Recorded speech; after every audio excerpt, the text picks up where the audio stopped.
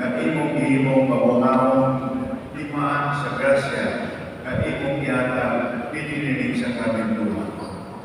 Sa sinugdan, sa pagbuhat sa kalibutan, ang imong espiritu nagalihok ibabaw sa katubigan, aron sukat yato mahimong kini nga tinugdan sa tanang kasantos. Ang mga tubig sa latong dulog, imong larawan sa mga tubig sa bulyang, nga magpawagtang sa sala o pagpasugod sa kaayo. Latas sa mga tubig sa lahat kamulang, pinalani mo ang Israel, ikan sa pagkaulimon, aron mahimong larawan sa balaang lungsod sa Diyos, nga naluwas sa kapos sa sala, pinami sa bunyag.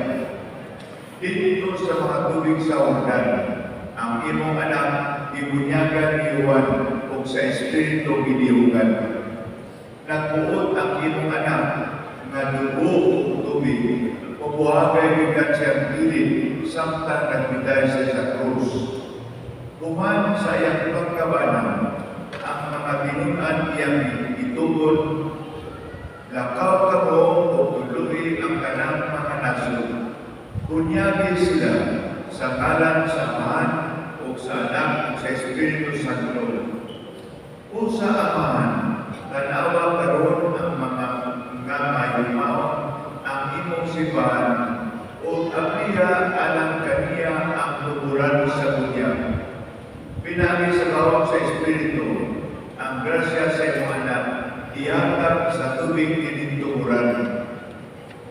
Ang tao sa imong larawan inugibuhat, sa sala siya o klase, diha sa bangkot pagkatao, pinagi sa tubig o sa Espiritu.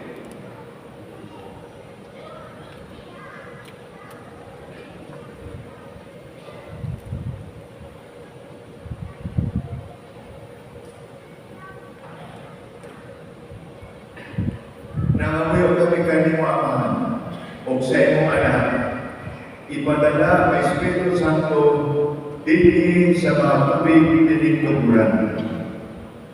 Ang tanan nga gilubog uban ni Kristo diha sa kamatayon, pinagi sa bunyag, papanaw unta usab uban kaniya ngadto sa kabagto sa kinabuhi. Kini ang ipangayo, pinagi ni Kristo ang Ginoo. Amen.